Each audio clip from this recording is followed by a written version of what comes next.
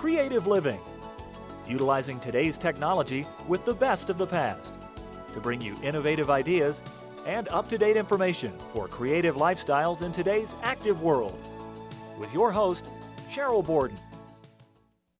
I'm so glad you joined me today for Creative Living.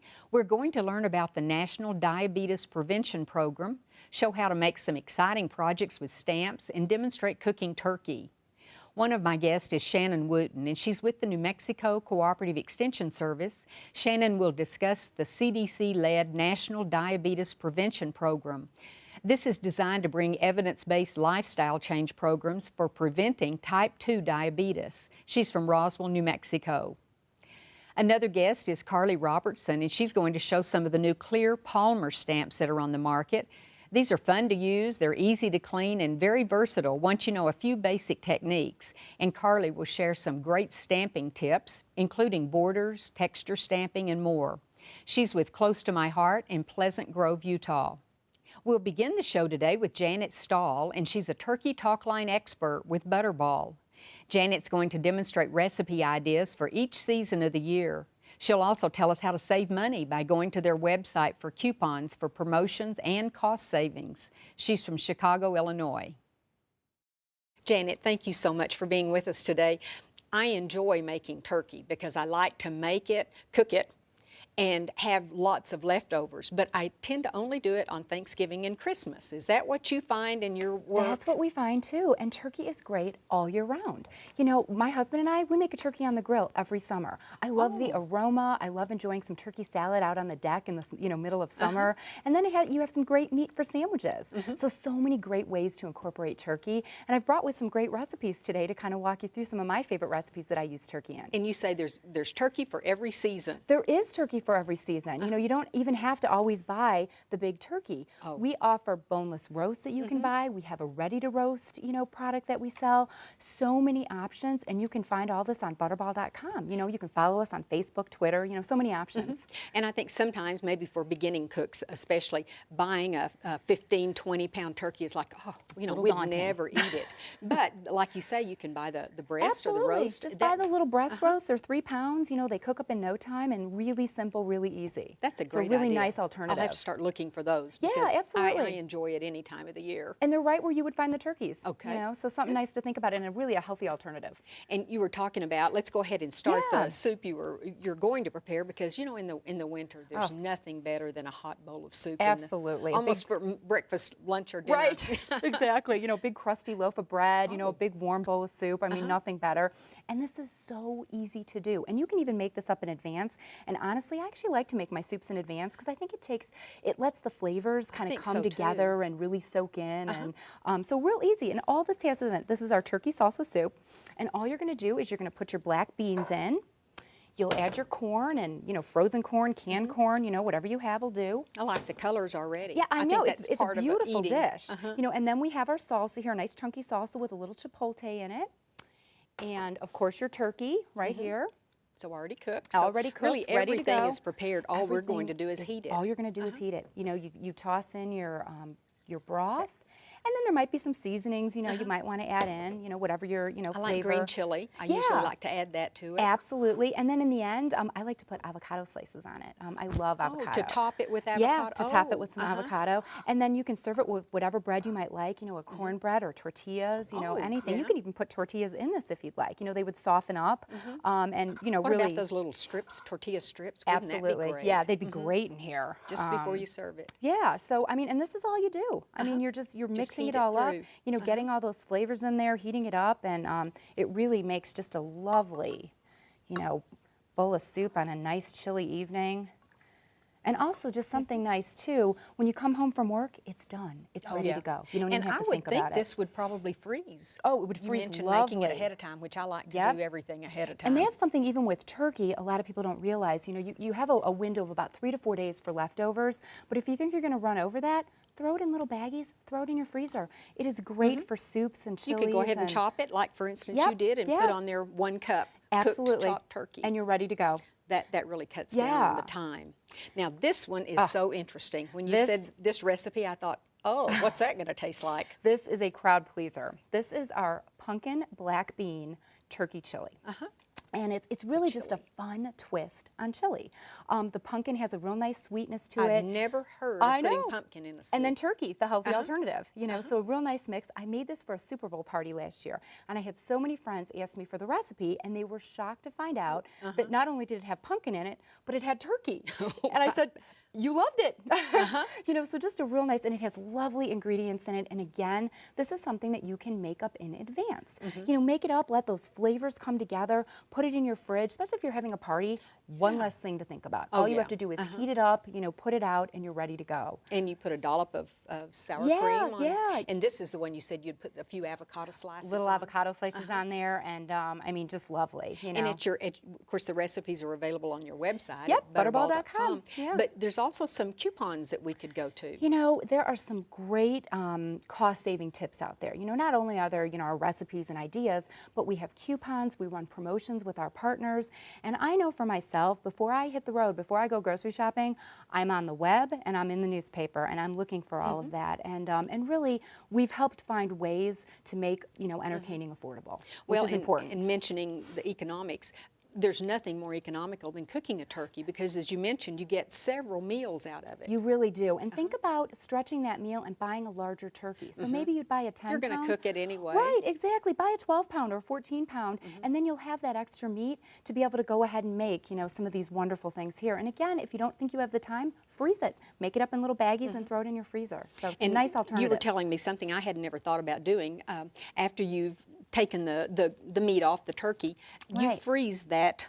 I do. Leftover I freeze the leftovers to go ahead and make soup. And a lot of times, you know, you're stressed from the holidays, you know, from cooking the turkey. You're kind of tired of it. You're tired of it, and you just want to throw the rest of it away. You know, don't put that in the freezer. Boil it, and you'll make wonderful soup. Well, that's good because I know there's always little pieces still left on there that you can't get, and they're not really big enough to slice or to serve, and they don't look as pretty on your platter. Right, but that's what's going to flavor your soup. That's great. You know, that's what's going to bring all the great flavor out. So. Well, I'm a believer. I think it's great. I can't wait to try these soups too. Well, thank you very much, Janet. Thank you for having me.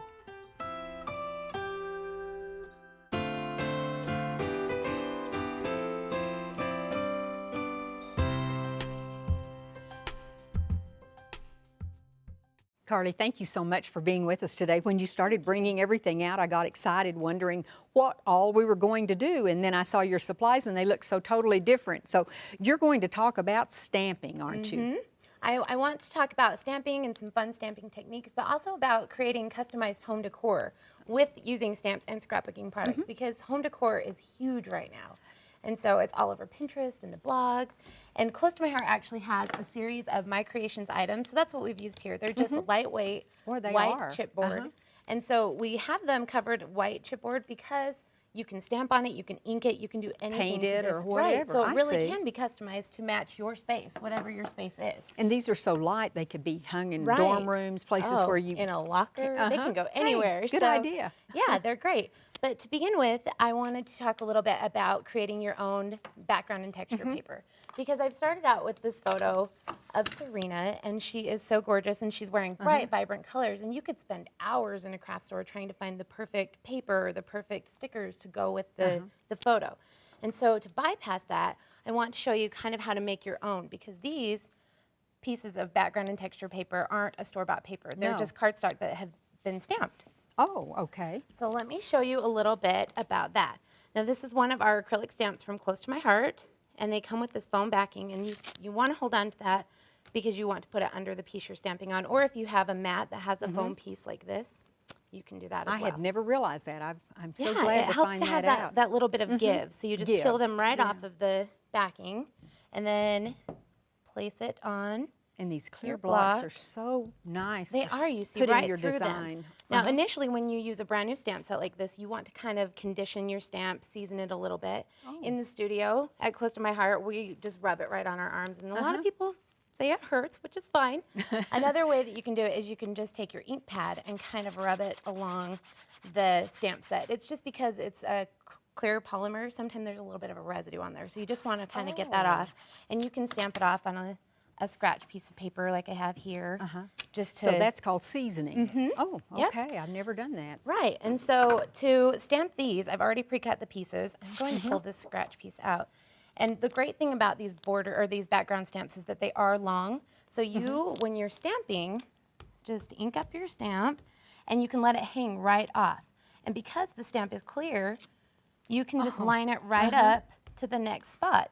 And I don't mind the coming and going of my stamp, so I don't mind if you can see where it overlaps, or so you can do that to the whole piece. And I've actually done it over here to those pieces, and then that's what has been laid on the side of the frame like right a here. screen wire or something. Yeah, it looks like chicken wire. Chicken wire, yeah. And then I just pre-cut these little pieces, and they would layer right on top of there. And then I have fun sparkle paper that I've cut to layer on there as well. Is this ink along to this sort of aging look? It is. I will show you how to do that using just ink and a sponge. Oh, and a sponge, Yeah. okay. So there are lots of fun things you could do with ink. On this frame, I also want to show you a couple of other techniques that we use the background stamps for. This piece on the back, I've already done it here using another background stamp with music notes on there. I thought that was music paper. No, I did it with a stamp set and ink. So you can make it any color you want. If you didn't want it to be brown, you could make it whatever color your photo is. And then the fun thing that I have here, I'm just going to take that one off that we just used. There's this other one on here that's a houndstooth, and houndstooth is a very popular pattern right now. Okay, So I'll I found place it that now. on. I thought that was probably already printed. And tape it kind of too. looks like washi tape, which is also very hip right now.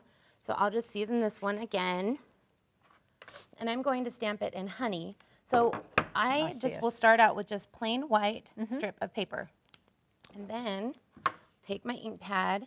And the ink pads, you just open them at a 90-degree angle and flip them back down.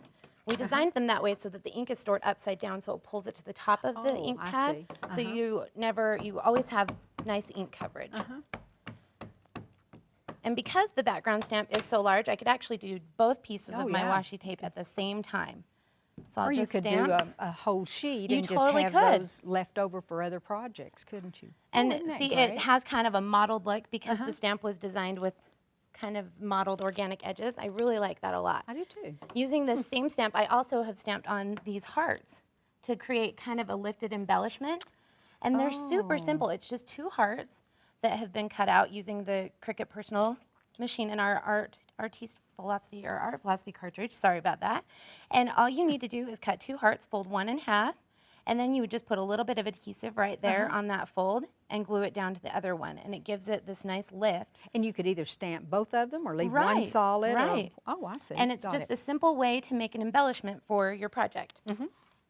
Another stamping piece that's on here is this border.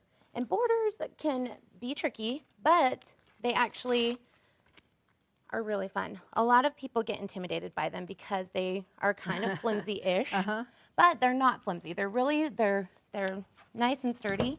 I like to have my Versamat flipped over, and the reason that a lot of people get intimidated is because it's hard to get them straight on your block when you're trying to place them straight. However, that is also an upside, because if you have something curved you want to stamp around, you can go ahead and make it all curvy on your block. You can make it do kind of whatever you want I to see. do. So that might be Yes. an advantage. But to make it straight, all I do is I lay it down on my Versamat. down. And if you don't have a straight edge like this, you really can just drop it down. As long as you go upside down, it'll just hold its natural shape. Then you take your block and Sort of place do it it the over and pick it opposite up. way. Yeah. And then you just ink it right up, and you could stamp it directly on there like that. Might want to practice on paper ahead of time. Maybe give it a little practice run. The other thing on here that has been stamped is the title down here. Oh, and using we an stamped alphabet. It, yes, just using our keyboard uppercase alpha. And this is one of my favorites. We do have fun stickers that are alphabet stickers, and they are fun. They're designed, but the great thing about an alphabet stamp set is you don't run out of the letters. Yeah. You don't have to worry about having, enough E's. And That's a good point. I can stamp it in sorbet to match Serena's shirt.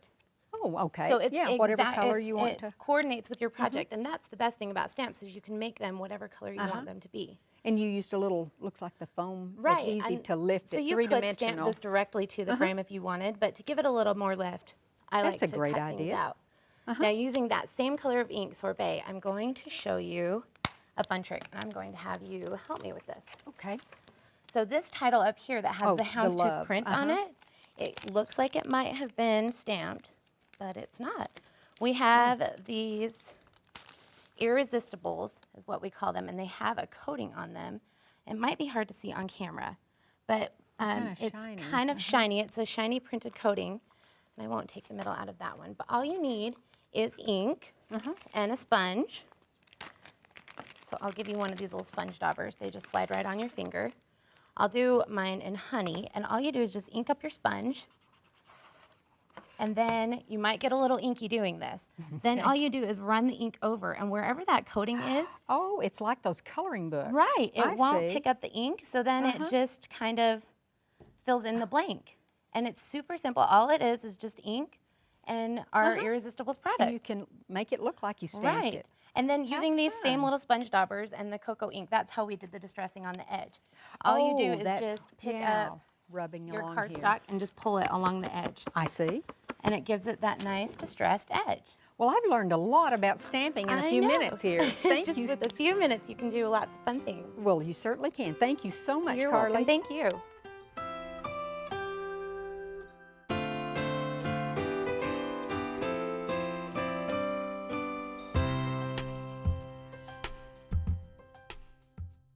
Shannon, thank you so much for being with us today, and I was so glad that you said we were going to talk about diabetes in general, and type 2, I believe it is, but does that mean because there's such an emphasis on it, there's more and more people getting diabetes? There are.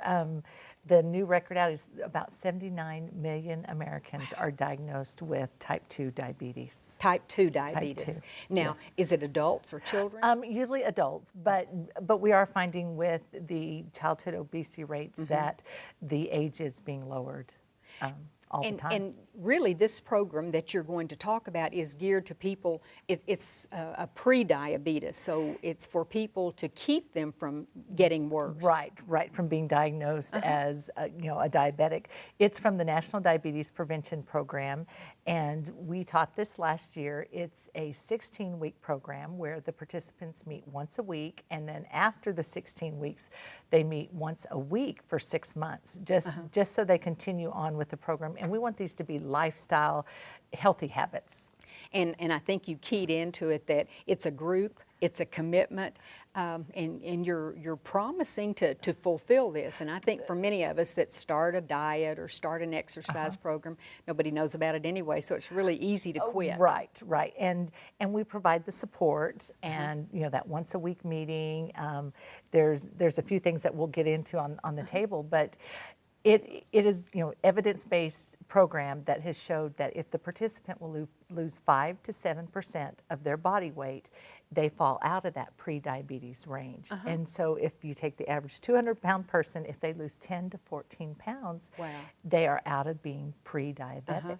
Which can certainly solve lots of health problems down the road. That's right. Now, if you have a group going right now, how do they get into the program? Well, it was offered through the Extension office, and I have to tell you that there are going to be more Extension offices offering this throughout the state. So that's throughout the whole country. That's isn't right. it? It's just very exciting, and they can be referred by a doctor, or they can fall into the the criteria of being at risk or falling into that pre-diabetic stage. And what are some of those symptoms? Some of those are their age, if they're 45 years or older, if they've had a parent that was diagnosed as a diabetic, or a brother or sister. So family history. That's right. If they're overweight, they can take their height and weight, and we can figure out their BMI. Also, if they've had gestational diabetes during a pregnancy or had a baby weighing over 9 pounds, that's a risk factor also. So everyone that's in there is sort of on the same playing field. Yes, yes, they're all kind of diagnosed. They can also have a A1C test, which is the blood sugars in the red blood cells over like the last 3 months. And if it falls into like a 5.7 to 6.4 range, they are pre-diabetic. Definitely. And that's where we get the doctor's referrals on that. And you have lots of tools that you give a We person do, to we do. make them successful. At the first meeting, we provide them with a tracker. And in that tracker, they are to write down everything they they eat. for that day. And with their height and weight, they're given a range on their calorie intake and their fat grams. And so they will write it down, and then we provide them with a little book, calorie and fat booklet, and they can look up the foods that they've eaten. They can figure out the calorie and the fat grams. That is very helpful too. Yes. Sometimes you think, oh, I just had a little snack, That's but then you realize the choices you made were not the best ones. Yes, that's right. So, and then each week a dietitian evaluates their tracker and offers suggestions. Maybe try this or substitute this food for this, or which is very helpful to get that feedback. And you know, years and years ago, and I worked for the Extension Service too, and when we would make suggestions for healthful changes, many times those weren't very tasty things. Right. But now we have so many choices, and so many companies are gearing their products to low fat, healthy eating, that sort of thing. It's not hard. Well, that's right, and they taste good. And they taste good. That's the right. important That's the important part. part. The important part. We also, with this program, they are to exercise 150 minutes. Ooh. Right. You think that's a big number until you break it down. Divide that by 5 days a week, it's 30 minutes. Or divide it by 7, it's about 22 minutes a day. And you even give them a little We give them a pedometer, and they tell us how many minutes each week they come and weigh, and then they tell us how many minutes they exercise, and that's just a neat little tool that It is. that maybe we try to tell them to get in 10,000 steps a day. Or, That's about a mile, isn't Right, it? About right. 10,000 So- steps. so yeah. And you teach about reading labels, and I guess we've taught that for many, many, many Yes, years. yes, and now the nice thing is every food has a food label, even at our fast food restaurants. And that's what's nice about the little book. It has fast food restaurants in there, or other restaurants in there. If you order an entree, you can tell how many calories and fat grams. But on any of the food products, there's a label, and you can tell the servings of the fat grams. You can tell the calorie count, and you look at the serving size, whether it's one serving or if you just had 2 servings, you're going to multiply everything by 2. So we do lots of label So reading. you're mostly concerned with the fat grams, the calories, And the exercise. and exercise. And of course, sugar is related to the calories, Right, and it right. fits in there. So, and the exercise. Now, I know that bottle has to be Well, about water, right? That's right. Another thing we I don't get enough. encourage, we give the participants a water bottle, and we tell them drink more water, and that's very important. And so just by having some type of container that they can have with them all the time just helps them drink that. 8 glasses still recommended? Yes, I yes. was afraid so. 8 to 10 glasses a day, and cold water, warm water. Just drink more water. Since you've done the program in the past, completed the full course, what percentage of your participants lowered their risk and got out of that category? Okay. Well, I have to tell you, we had 20 participants, and we had a weight loss of. Each participant lost on the average of 20 pounds. Wow. Yes, yes. We had some lose 30 and some maybe lose 15, but all of them were average. very, on the average, all of them were very committed and continued with the program, and we have our last session in November. Oh. And so I'm going to be real surprised if they don't want to sign up again, because we kind of like that support. Well, out it is. there. It's reinforcement and right. encouragement, and that's as important as what they're Yes. doing. And to know that it's not just them. I like the Yes. way that everyone is screened before they get in. So, well, that's wonderful. People can contact their county extension office or go just- online. They can go online, they can contact the extension office to see if it's offered there. If not, the extension office might know of who is offering it. I think it's a great program. Thank you very you. much. I appreciate it. Thank you. I hope you enjoyed the show today. Next time on Creative Living, we'll learn how to prepare for a fajita party and show how to make green or recycled jewelry. One of my next guests is a cookbook author and chef, and he's going to explain how a fajita menu makes for a great party theme because most of the items can be prepared in advance. He'll demonstrate making a quick salsa, a marinade for meats, delicious guacamole, and homemade flour tortillas. And we'll also talk to a designer and crafter who will show how to use recycled products, lots of bling, along with paints and other embellishments to create beautiful green jewelry. Both of these topics will be featured on the next Creative Living show. If you ever have comments or suggestions or ideas for shows, you can email me at sheryl.borden@enmu.edu. I'd also like to ask you to become a fan of Creative Living on Facebook. Just go to facebook.com and in the search window type in Creative Living with Sheryl Borden. Thanks so much. I hope you'll plan to join me next time for Creative Living. We are very pleased to offer a new booklet that accompanies this series of Creative Living. This booklet is titled the 6600 Series, and it features a wonderful collection of ideas and information, and it's available free of charge on our website. Posted as a PDF file, you can simply download the entire booklet, or just the segments you're most interested in. As with all of the Creative Living booklets, you'll find information on foods and nutrition, clothing and fashion, health and beauty, home decorating, and much more. For your copy of this booklet, go to our website at KENW.org and then click on Creative Living. Scroll down to the booklet section and you can click on this booklet or any of the other booklets we have available online. Once again, just go to KENW.org, click on Creative Living, and download the booklet titled the 6600 Series. We also want to encourage you to sign up for our free e-newsletter. Just click on the Sign Up Now button and input your email address. That's all there is to it. You'll enjoy reading an up-to-date newsletter filled with interesting topics and information. Thank you.